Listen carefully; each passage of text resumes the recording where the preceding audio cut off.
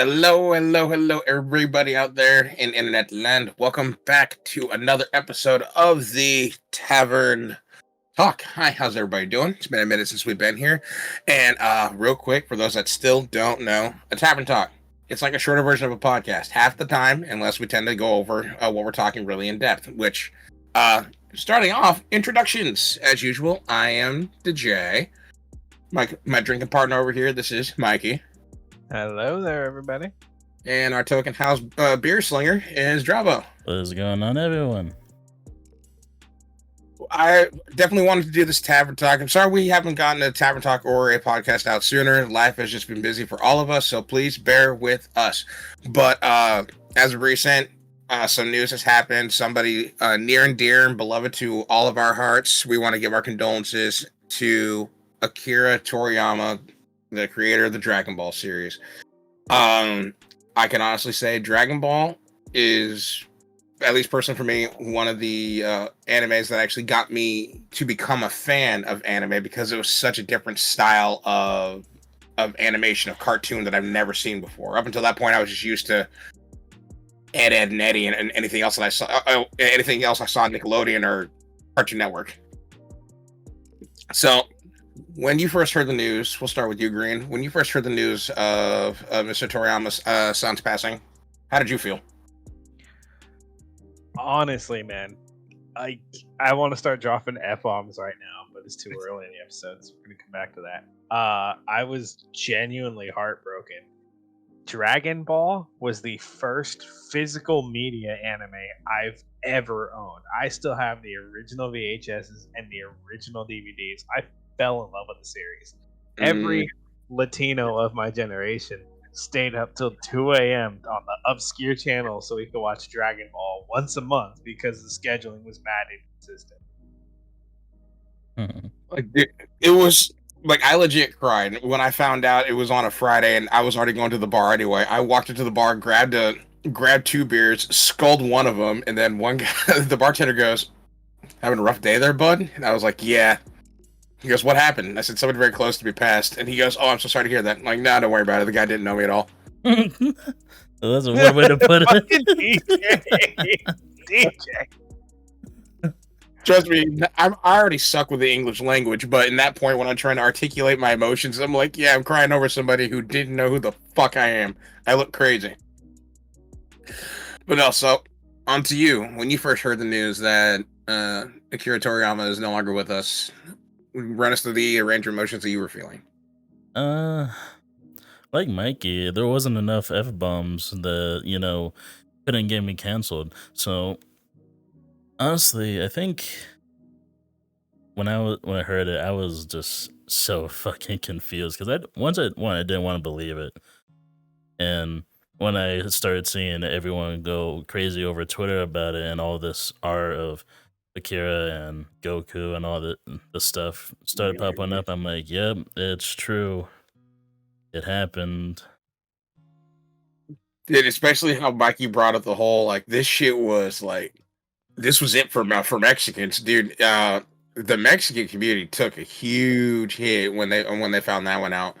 I don't know how true or how true it is, but I started reading news articles like there's random places in Texas where they were just putting on live screenings of Dragon Ball, and hundreds upon thousands of people gathered in droves to just go sit down in the middle of nowhere just to watch it. Yeah.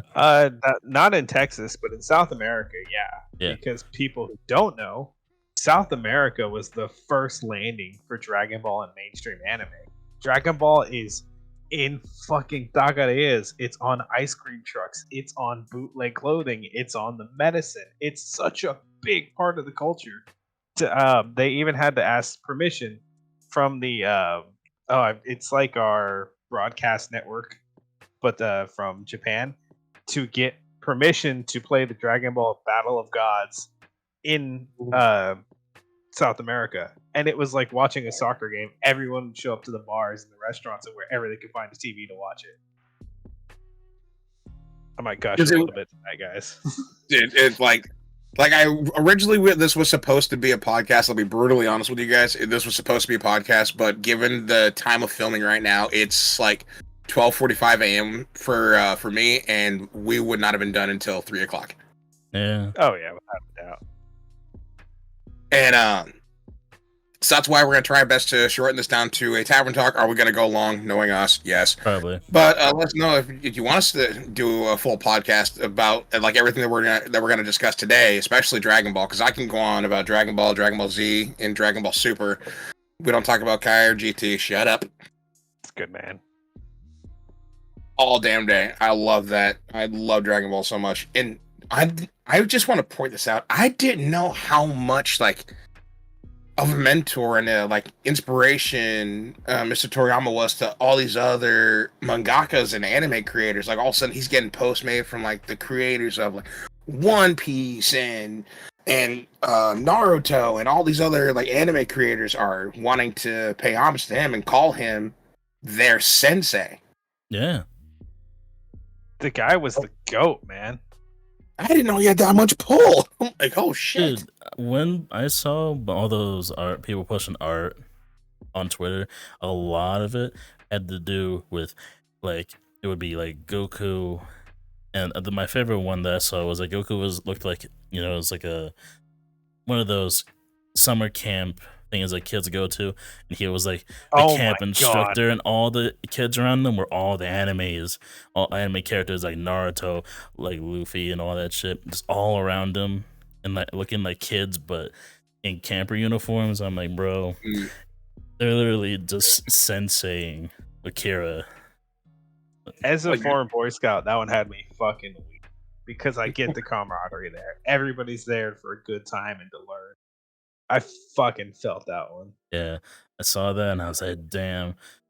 Especially since Naruto was what got me into anime, and because of Naruto, I watched all these other animes that were also inspired by Akira. I started watching Dragon Ball and all that stuff. Haven't watched Bleach, sadly, but One Piece, Naruto, all the way through, fucking something, man. Like I know for certain the next big con you're just gonna see, if they're not already in full cosplay, you're gonna see people just walking around with Toriyama gas masks. Cause like, dude, that was his signature, was that fucking mask. His little character. Yeah, dude. That or people dressing up as DBZ characters. Oh, dude, I still remember my first con. The first cosplay that I remember seeing and actually taking a picture of was of Krillin, and that's what I remember thinking. Like, because again, I'm very fond of anything Dragon Ball, but now looking back and reflecting on all the cons that I've been to and just how massive DBZ was to all these people, to where, yeah, is it going to be a cosplay you're going to see absolutely everywhere? But still, DBZ was still that appreciated in the scene, to where you don't mind dressing up as Krillin or dressing up as Goku, because they both essentially wear the same thing. One just has hair. Or do you want to spend the money to actually get the pads and jumper to look like Vegeta? Or the Ginyu Force. That was another famous cosplay people would love to pull off. So the entire concept of the Ginyu Force was because the creator really hated Sailor Moon, so we made a parody of Sailor Moon. And became an iconic cast of characters right there. Jai Sparta. And then I forgot the others, like Jay Sparta, Captain Ginyu.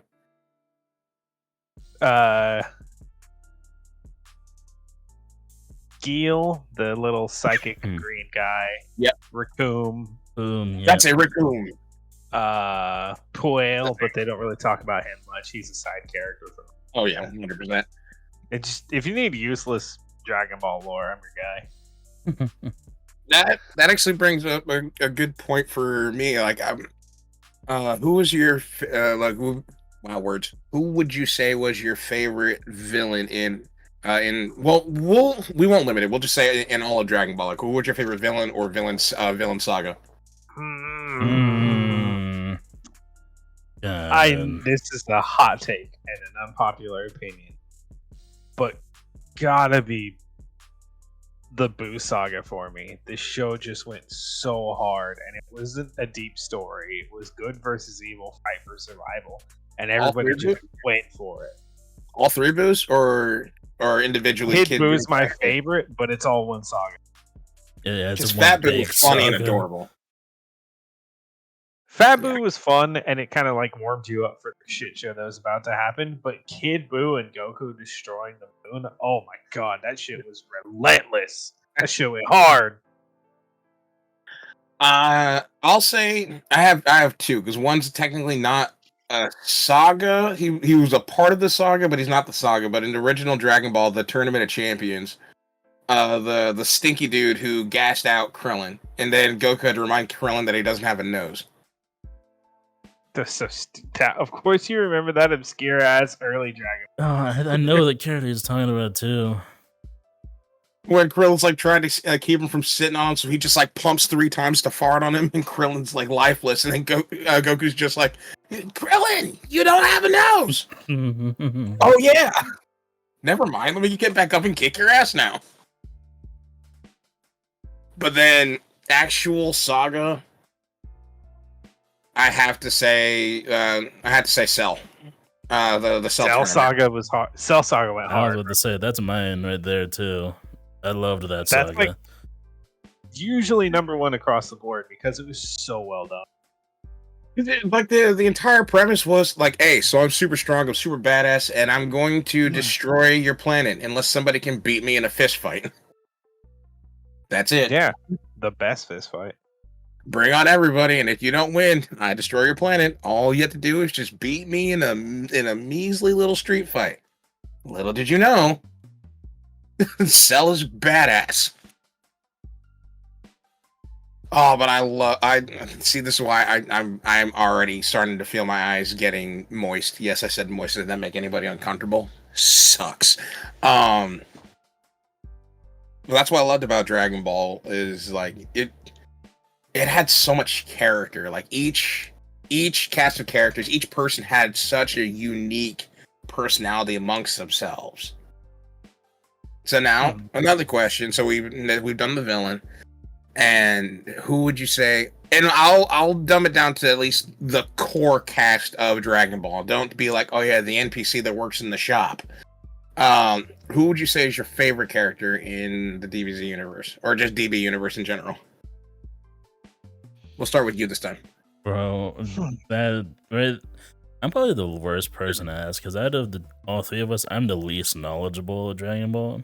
I'm mostly stuck with Naruto and like One Piece and stuff like that. I didn't get too far into Dragon Ball because there was so many episodes. I lost track, and then at some point I got distracted by some other stuff, and I never went back to watching it. I need to, but God, there's so many fucking episodes. That's why I said like the main core cast of people, I guess you could say the concurrent people that you will see throughout Dragon Ball, no matter what, like the Dragon Ball series, no matter what. I'd probably just say Vegeta. You know, good. That's a shout because Vegeta is on that. Would you consider Vegeta a good guy or a bad guy? Because there's times where he's an asshole, there's times where he's a hero, there's times where he's an asshole to the heroes. He's a man who gets shit done, okay? He knows where he lies. He's got a wife and kids to take care of. He's not taking shit from anybody.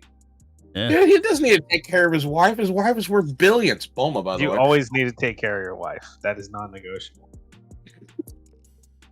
Like, bruh. I still love how he's like wanting to be like staunch, stoic Billy badass, but he secretly just simps for Bulma. I would too. I have a bit of a take here. If you look at the characters in the show, I believe, because these are all OG characters, I believe Goku teaches you how to be a hero, Vegeta teaches you how to be a man, and Piccolo teaches you how to be a father. I would say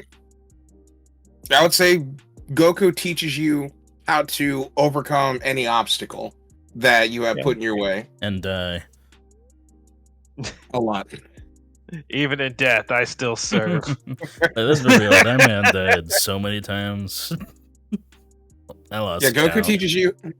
Yeah, Goku teaches you to basically always be better than your previous self, and never settle for who you are currently. Always strive to be better. Vegeta teaches you relentlessness, like never give up. no matter what stands before you. Sometimes the thing you're trying to overcome, you have to reconcile with to go take down another obstacle in hopes to take down the original obstacle that was in your way prior, if that makes sense. Hence, Goku and Vegeta versus Frieza. That was the beginning of that one. Mm-hmm. Which Piccolo, amazing saga, by the way. And then Piccolo's just a fucking ruthless teacher. Like, he does not give 2 fucks if you're in pain. He's just like, get the fuck up. Let's go. Yeah, we got training to he's do. softened up for his granddaughter. Well, that's family. Remember when he was originally training not Goku. When he was originally training Gohan? That's his son. Yeah. I don't care what anybody says. That's his fucking son. He earned it. Piccolo got stepped out of the year. You know what? Fair. Like, my dad's too busy fighting in space tournaments and dying. Piccolo stepped in. Piccolo took care of the house, raised the children, taught them how to fight, taught them to listen to their mom. Now that you said that, y'all reckon that maybe Piccolo like did the thing with Chi-Chi? I'm not saying he should, but I would have. Bro, at that point, I got DJ. Dude, at that point, Goku was basically playing the role of father that's never there, deadbeat dad, and then there's Piccolo. Well, we have to also remember when it comes to Goku, he's always just been a glorified. No, did I say Piccolo or Goku? You said Goku. Yeah, Goku has always been a glorified child. He never, I guess you could say, mentally grew up.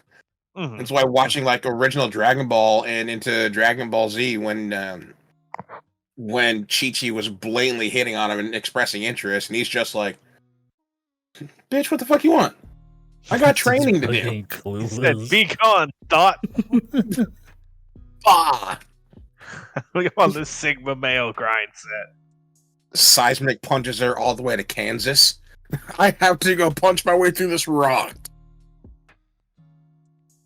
By the way, real quick, since we're talking about our characters, big ups to oh shit, I forgot his fucking name. Master Roshi. Mm-hmm. Such an odd training regimen in the original Dragon Ball, what he was making Goku and Krillin do. Since running deliveries. Go ahead. I get where you're going, but since you brought him up, Roshi's got to be my favorite character because he walks the duality of the funny, goofy old guy that every friend has. But when it's time to throw down and be the leader, Roshi fucking brings the heat. And that's why I love that Tournament of Champions that Goku and Krillin took part in. Then Roshi disappears, and then Jackie Chun, not Master Roshi. Yeah, totally not. Comes in because he's just like, I know these boys are going to win. So now their final exercise is, well, I know Goku's going to win. His final exercise is he has to beat me. He has to beat me. And if he doesn't beat me, he's not done yet. Oh, and he throws hands with his boy.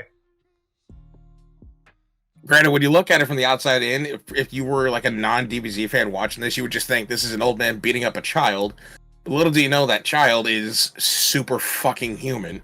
And at some point, child is him. Sir Himothy. Again, this is why.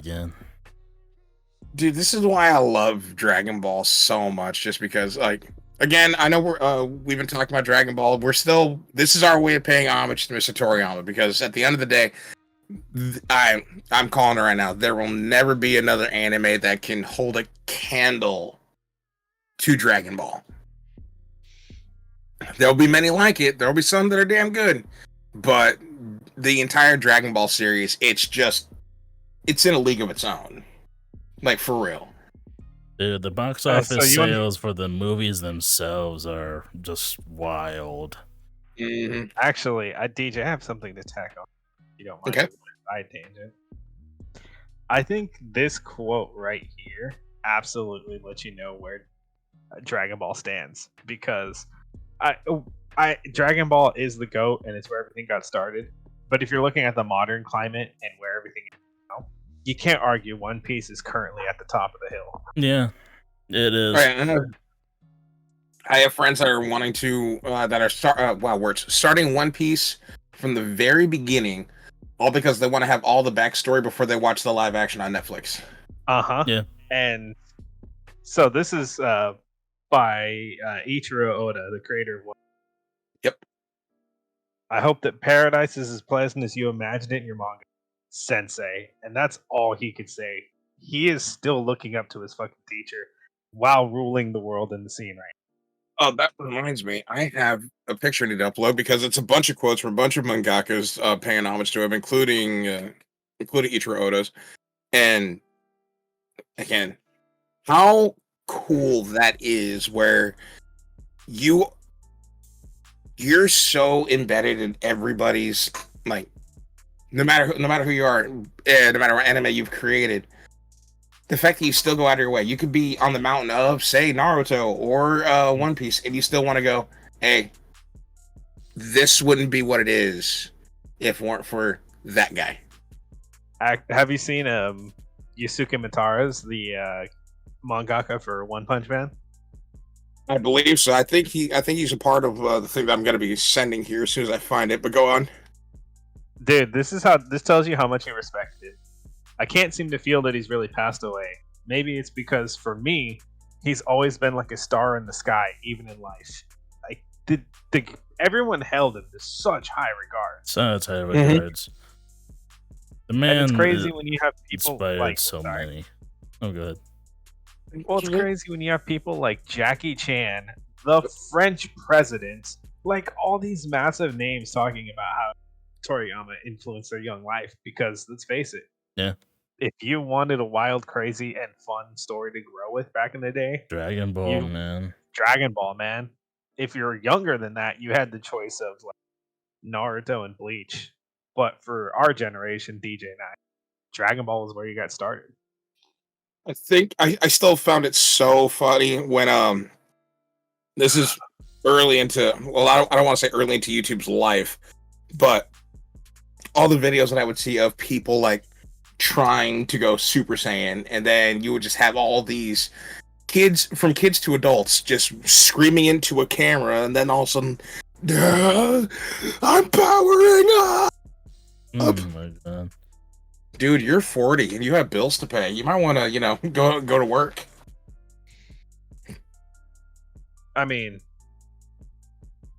I would do that tonight. I might do that tonight. Hold on one second. I just sent it to the chat. It's super small, but every single one of these boxes is a mangaka creator from a different anime paying homage to Toriyama. And I would zoom in, but I can't. But there's all the ones we've listed. Fucking cry again today. Mm. Oh yeah, I've seen this list. You also got the most low res version you could, so when you zoom in, it's all. No, it's just the fact that there were so many of it. I can't even zoom in on it. Yeah, dude. I'll have to check that out when we're done here. Yeah, there's like from. So I can tell you right now, Black Clover, fucking Mob Psycho. I can tell you right now, since you brought up Black Clover, Yuki Tabata holds Dragon Ball in such high regards. Even though it's blurry, I know exactly what this one says. Dragon Ball was the start of my life as a mangaka, and will forever be the reason why I started drawing manga. Like, that's how OG this influence goes back. Because Black Clover is running the game right now, too. Every time a new episode, a new season, or a movie is announced, the internet loses their fucking mind. Yeah, when I watched that movie, oh my god, it was so good. Even though apparently it's like not canon to the actual anime. I don't know. I think it's supposed to be a prequel, non-canon. It's just supposed to give a background. It's supposed to just like give a background of Magic users. And, like, I'm gonna re-download Netflix just to watch that movie. And then I have a couple other animes that I watch that happen to be on Netflix. As it is, I cannot wait until the new season of Black Clover comes out. I've been waiting for that for ages. Same. But yeah, like then there's my childhood growing up with Naruto and being inspired to watch more anime. Sad to say that after Shippuden it went downhill, but we don't talk about Boruto. We remember Naruto because that's the best. Like, dude, Naruto went into so many different fucking directions. They went, let's put an egg in this basket and this basket and this basket and this basket, and let's see if the fans like it. They hated all of it. Yeah, no, Oh, Boruto was a shit. miss, and then One Piece kept getting better and better, and it's at the top right now on like every streaming platform when it comes to anime. And One Piece is at the top. Even though I could sit here and talk about Dragon Ball and Mr. Toriyama forever, again, leave a comment down below if you want us to like do a full podcast about this, because I could easily do a podcast about nothing but anime for an hour and a half to 2 hours. So let us know. But we need to take a short ad break, wipe the tears from our eyes. But before we take an ad break and hear from our partner Dubby, one more time to Akira Toriyama, rest in peace. You will always be missed, and you left behind a legacy and a forever standing fan base, and we will never forget you. We'll be right back. Hey guys, it's me, DJ. Real quick before you go anywhere, I just wanted to remind you guys about NoSkill Entertainment's still ongoing partnership with Dubby. Yes, they're still hanging out with us over a year later. And trust me, they have an array of delicious flavors, such as Dragonade, Dub Sludge, and Galaxy Grenade. And hey, maybe caffeine isn't your thing. They have zero caffeine hydration formulas, such as Water Melanda and Pineberry Splash. And if any of these flavors piqued your interest, please use code NSE for 10% off your total order at checkout. Thank you for listening, and I'll see you guys later. Hey, everybody out there on the internet. NoSkill Mike here to invite you personally to our NoSkill Discord server.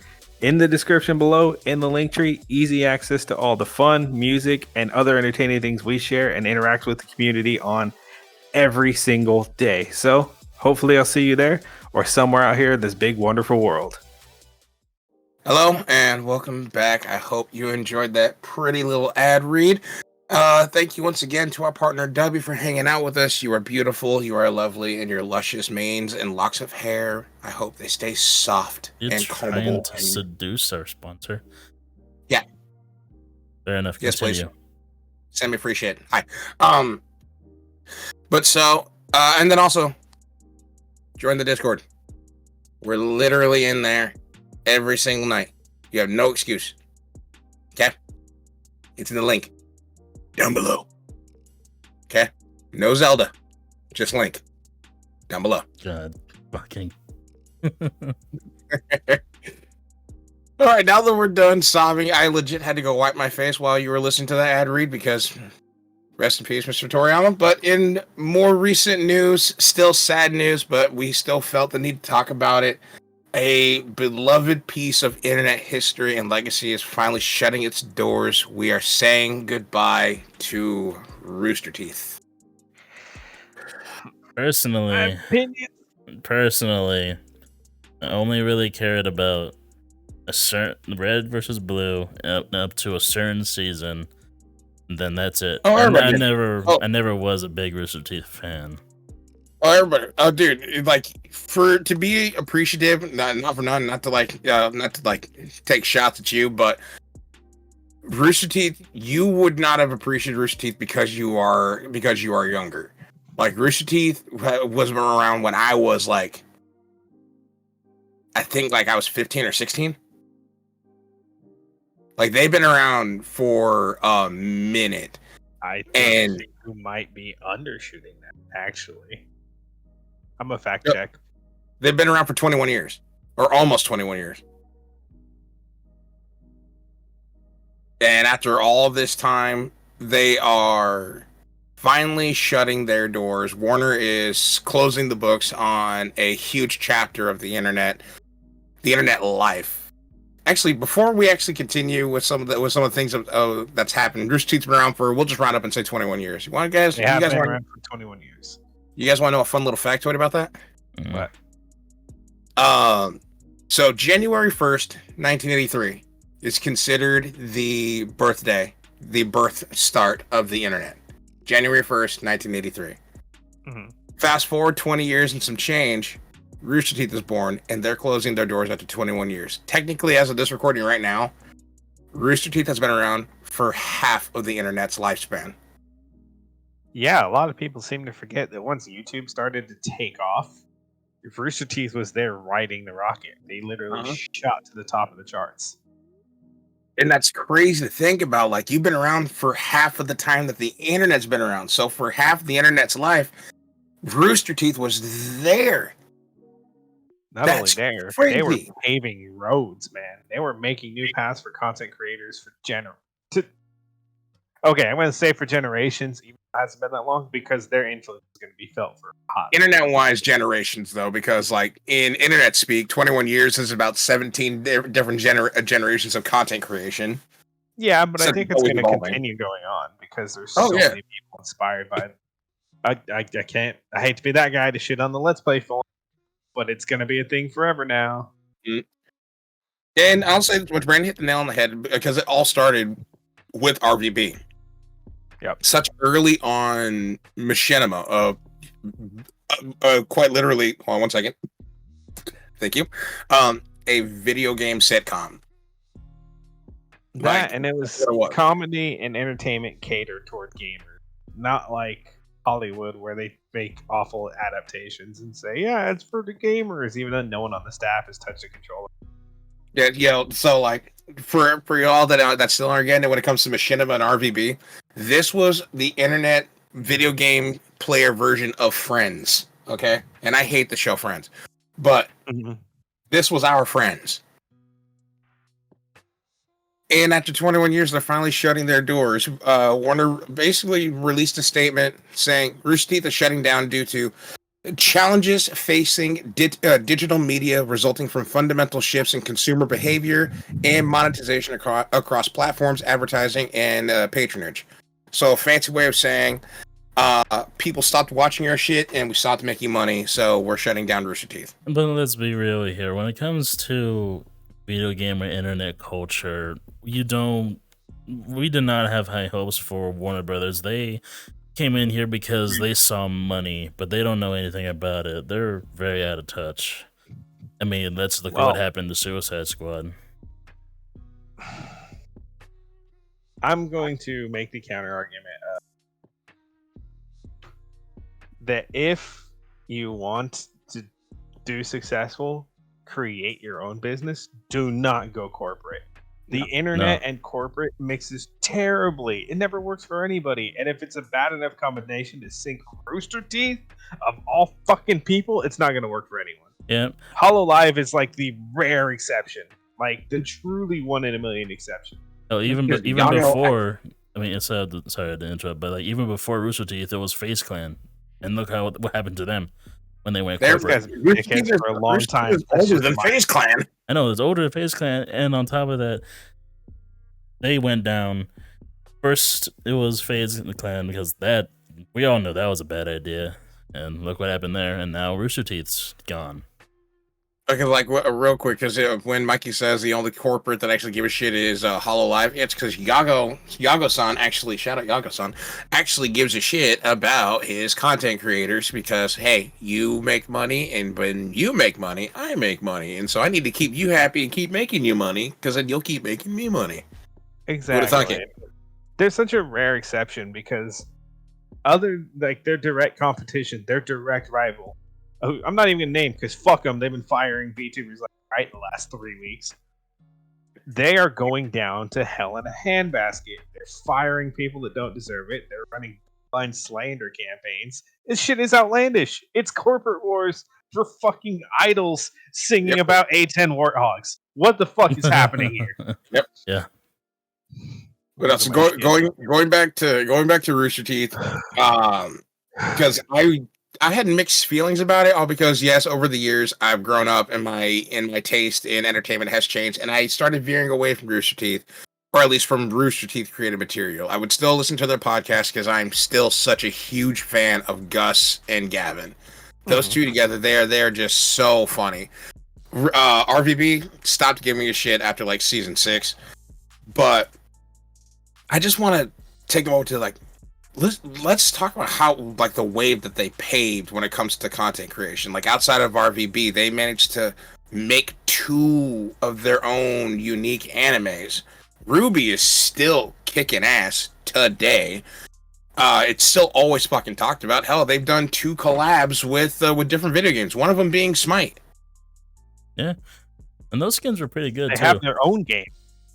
Yeah, they have their own game, and then they had a fan-created game that they bought from the fans. So they have like 2 separate games, and then their other anime called Genlock, which they had Michael B. Jordan, Black Panther for some of you, be a voice actor on. That's nuts. Wait, did you say Black Panther? What? Did I say Black Panther? Yeah, you did. Yeah. What? Michael B. Jordan was in Black Panther, but he was the villain. Yeah, freaking Killmonger. Or Eric. God, wrong fucking He person. just called him Black Panther. Oh no. That's always going to be Chadwick Boseman, but I'm just saying he was in Black Panther. I'm I'm going to get flamed in the comment section. I'm sorry. Oh my god. This is why that one guy thought you weren't black. Yep, true. My god. But give me your card. But my point still stands of like the fact that they managed to have 2 of their own unique standing animes that were doing so well. RVB, even though I stopped watching it, was constantly rolling and pumping out more episodes. They had so much content for you amongst like 3 or 4 different channels. There was like, there was like 6 different channels because there was a Rooster Teeth, then there was the Let's Play channel, then there was the Achievement Hunter channel. Then they had the Game Fails channel, Game Kids channel, where the OG cast members would play video games with their children. And then amongst those channels individually, they had 3 different sections, like 3 different podcasts going, from Off Topic, the RT podcast, and the one that Barbara ran that I never watched because I didn't care. They had so much content readily and available. Then they brought out Rooster Teeth first, meaning, hey, so we have some fun stuff in the works that we want, we kind of want compensation for. And if you guys basically sign up for this for this program that we have, you get access to all this content that will never see the light of day of YouTube ever. Killing it in that game aspect. And then all of a sudden, out of nowhere, when Warner sees the numbers starting to dip, they shut it the fuck down. So, I have some opinions. Because right now, the Rooster Teeth fan... Closer to your mic. Sorry. Am I close enough now? Yeah, sure. Yeah. I got to be sure. I'm yeah. drinking. Everything's a little bit off. Yeah. I think... And I know you're singing their praises. I still think you're underselling their homemade creations because Genlock did do pretty good. Red versus Blue, I stuck with all the way through. I enjoyed the hell out of it. I still think it's like on the Mount Rushmore of DIY projects for the internet. Yeah, it is. Oh, sorry, I didn't mean to cut you off. No. Ruby killed it in a way that home animations really are only very recently starting to get to. Because not only does it have its own video games, board games, animated series that it itself is, plus one marketed out by Studio Shaft, who I don't know if you guys know a lot of their stuff.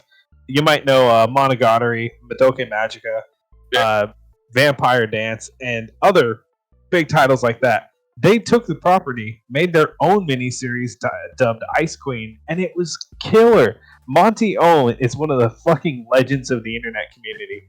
But for another legendary studio to be like, hey, we respect your boy, we want to do him proud, that is like next level. And then they have collabs with the fucking Justice League and DC Comics. Yep. Like, that is wild that this little DIY shack that was a bunch of guys in a shed turned into this. Okay. And that's... I was about to do it quick. For one, I saw that Ice Cream series, and might I just say, beautiful animation. Oh, right. Such good animation. And did they ever finish it? Did they put out a whole season? They only got up to like 2, and then there wasn't no others.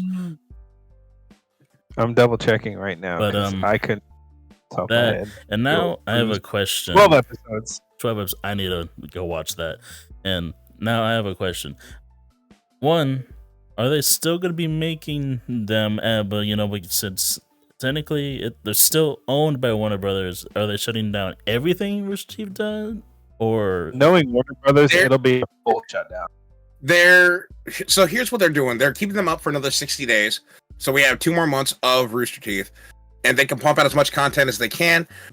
But if if memory serves, because I watched their goodbye stream, they're keeping up the 60 days because they're looking for somebody to buy their shit. And I'm not talking buy Rooster Teeth the name, buy individual, I guess you could say, bits of content. Like, you can, like, somebody can come up and buy the likes to Ruby or buy the likes to whatever series that they do have, because then it's that person's problem to make it. Whoever buys Funhouse is getting great value, Rooster Teeth.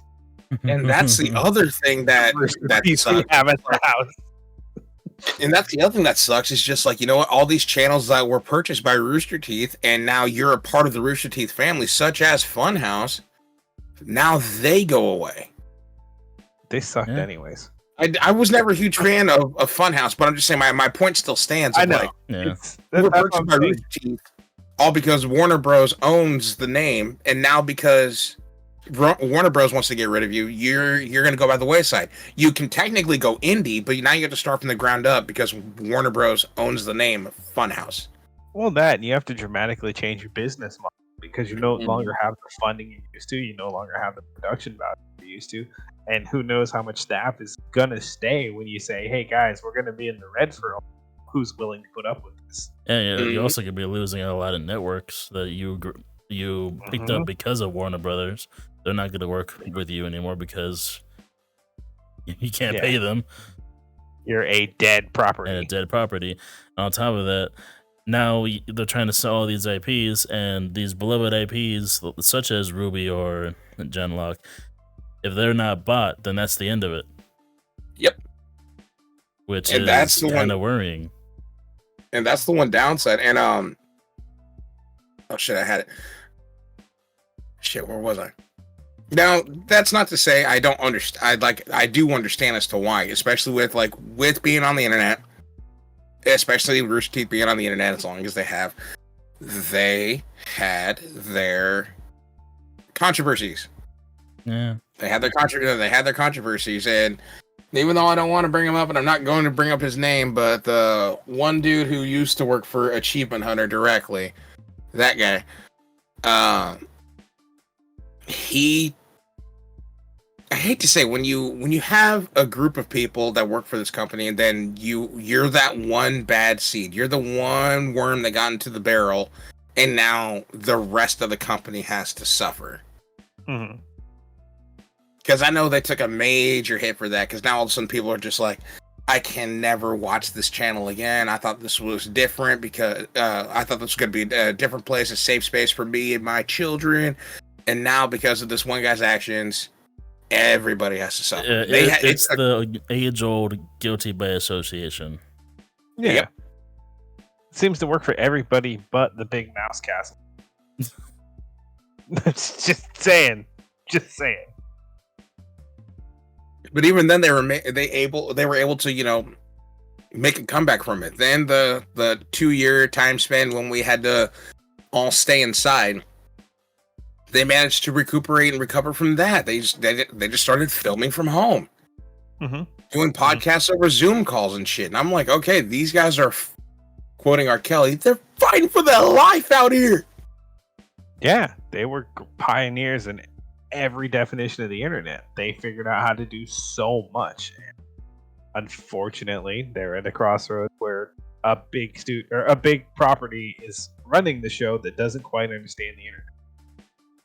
Yeah, and that's the problem when you're going. If you want to be bought by a corporation, that is the risk that you're taking, especially when it's something as big as Warner Brothers. They probably saw that check and the production value that could come with it, and they said yes. Because I know it's worked for other channels. Yeah. Well. Well, not a lot of them. Not any good ones, but just shit on game theory. Yeah. Dude, I still remember this one individual channel that started with just quite literally 6 dudes sitting in a room talking into microphones while thumbing the fucking head motion on Halo for the head to go up and down to simulate talking. It went from that to you have your own annual convention that people came from all ends of the earth to go attend for 3 days. I've been to an RTX. I've been to 2 RTXs. Fuck, I want In my first RTX, I met some dude who came all the way from Scotland. Flew international just to go see these guys for 3 days. That is nutty shit. And that's the thing, man. It's such a wide-reaching. There are people like Dylan Goo is a prime example. He was inspired by Monty Ohm to become an animator. Dylan's still doing it. He's still going hard. He gets signed on for bigger companies because they see his talent, right? Their fucking reach was so wide and inspired so many people. I'm personally just angry because maybe I'm anti-establishment. I don't fucking know. But indie till the day you die is the way I recommend it. I think, and I can understand, it's like maybe they saw the money and went, you know what? This will help us do so many other dreams, aspirations, and ideas that we have. This is the foundation. This is the wild words, the starting brick of how we can get it all done. Like they had their own movie made, and they were in the process of making a second one. I get it, but as someone who works in the auto industry, I always tell everybody, especially when you get into sales and things of that nature, you will be more successful by how much of your soul you leave at the door when you walk in that business. Oh, yeah. I have gotten some serious flack for that statement before, but fuck them. They're salesmen. I don't care. I feel like the same thing goes when you're in big business. And I think that's why people like Mr. Beast do so well, because they prioritize what they want to do. Oh, I can make this much money out of it. If you're more passionate about the project, I believe you'll go further. Mr. Beast is also just built different because every single video of his, unless it's I survived, or like the clickbait starts with I survived, it's I'm giving 50,000 people free cataracts treatments in third world countries. Of course I'm going to watch that because it's wholesome. Yeah, but that's what I'm saying. He's not trying to be like, I'm just going to call somebody out. I'm going to fight a 56-year-old retired boxer who's had spinal and neck issues for the last 30 years for a fight. I'm just saying, guys, there's two very different approaches here. I was about to say there's nothing wholesome about RVB. One guy let it be known, I'm just trying to get laid. Tucker. That's a relatable man. I can get behind that. Yeah. I believe him. I trust him. Because he's honest. I want that man for mayor. But it was just so crazy. I was watching their goodbye stream, and they had so many people, like so many cast members, old and new. And one of the newest cast members, there were 2 dudes who had only been working there for a fucking month. Imagine that, dude. Like, you just got this job, you've been here for 30 days, and then your boss or whoever comes up to you and goes, yeah, by the way, you're fired. Don't be too sad, though. I'm fired, too. We're all fired. If it makes you feel any better, I'm also fired. Yeah. Drinks after work? Yeah, okay, boss. Fuck me. But so many old heads came out to come say hi, especially even though he's not one of the OGs, but he's been around long enough to where I call him an OG. But Jack was there from the very beginning of the stream. And not the very beginning. But he still came in pretty recently, and he was kind of expressing his dismay. But then again, when you've been working there as long as you have, you can say whatever the hell you want. Mm-hmm. And then the last, I'd say 15, 20 minutes, Jeff came in, the voice of Griff in RVB, for those that know. Griff. He came in, he wore sunglasses the entire time, and he was just bawling his eyes out because Jeff, no matter how weird he's been over the years, or like some of the things that you've seen him do like on camera, because he's out of his fucking mind, he's always let it be known, I love this company. Yeah, I always want this baby. And at one point, when he did step away from like managerial position, he said, just because I'm not in charge doesn't mean I'm not gonna be here. Mm-hmm. I still love this place, and I'm always going to be here. And to see him break down crying, that's when it actually set in stone for me, like actually set in place of like, oh shit.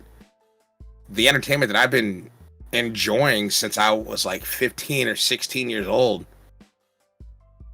it's going away. And it hurt. Yeah, I Like, mean, I feel it that. hurt. Dude. That's how I was with the Toriyama's passing. So I was just like, it's like one of the fucking legends of my childhood. I mean, hell, I might not be as like into or knowledgeable as you guys when it comes to Rooster Teeth, but I've been a Halo player since probably 2, not 1 because I was a PC, but I've been there since Halo 2, and I felt the influence of RVB from the get-go.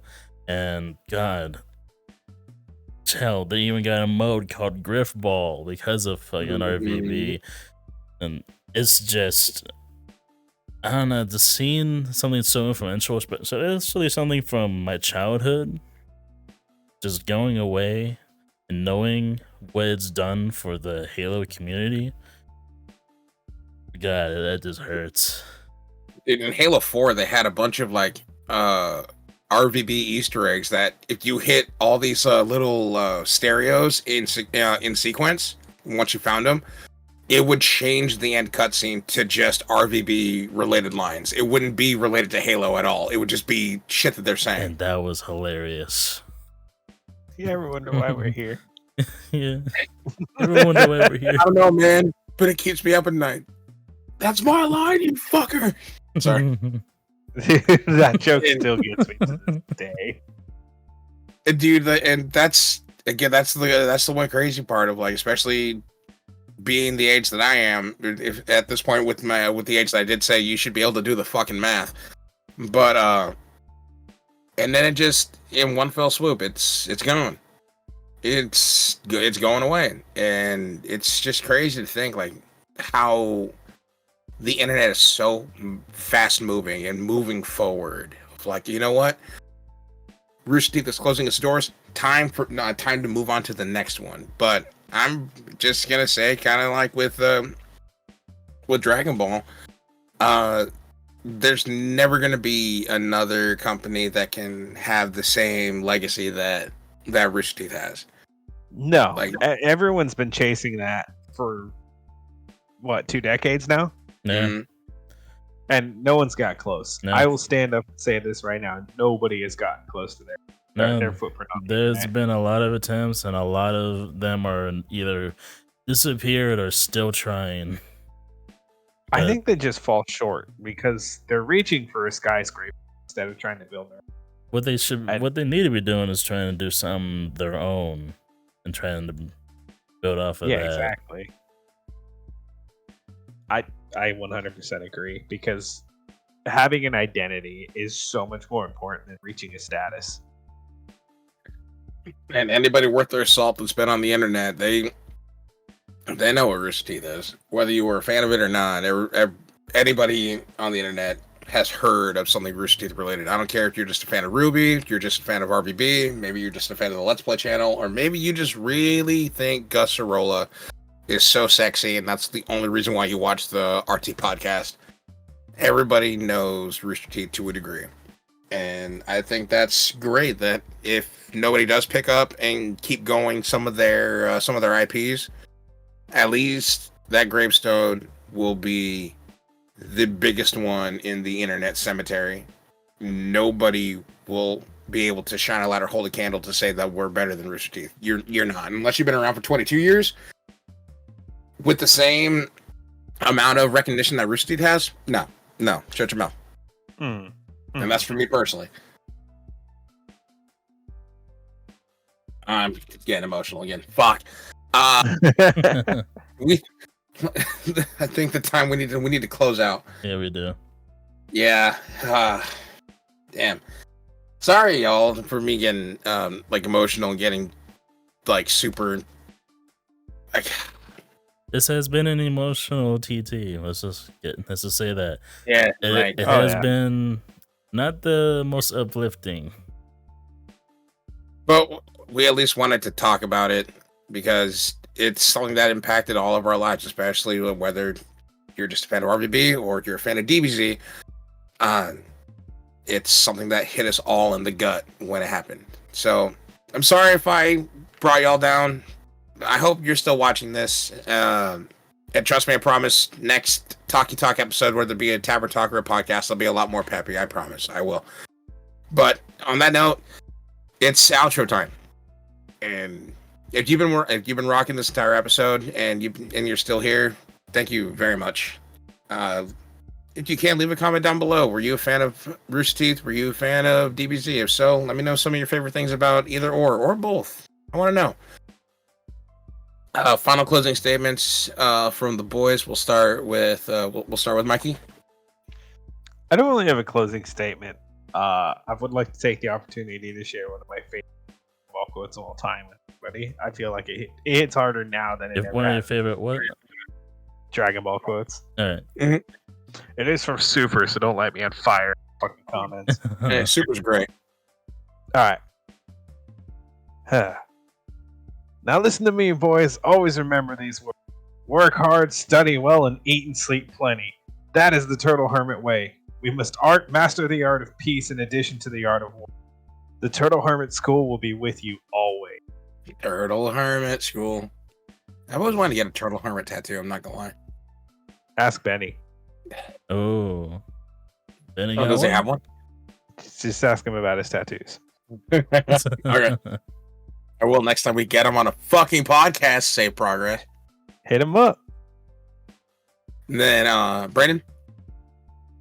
Like Mikey, I have not really much to say other than if you haven't already, please at least go give any of the Dragon Ball series a watch. Hell, even some of the anime that were inspired, like One Piece, Dragon Ball, Bleach, Black Clover, fucking anything. Hell, even fucking Fairy Tail. Mm-hmm.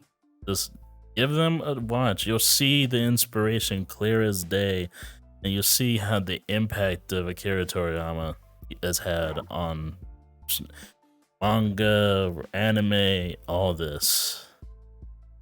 It's very widespread.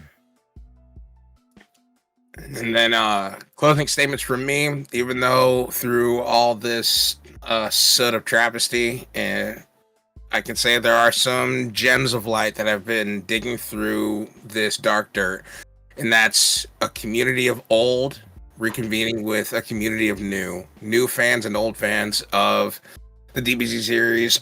Rooster Teeth are now coming together, and they're wanting to reminisce. We can talk about it now. And it's great seeing a community that's been around, whether you've been a fan for a month or you've been around for the last 20-something years. You got something to talk about now. And I think that's a beautiful thing. And keep up the good work with the community outreach. You guys are... Oh, fuck. You guys are awesome. Thank you very much. I'm sorry. I'm trying. Goodbye, everyone. I'm just glad it's not me. I showed up crying. Goodbye, everyone. Bye. Night.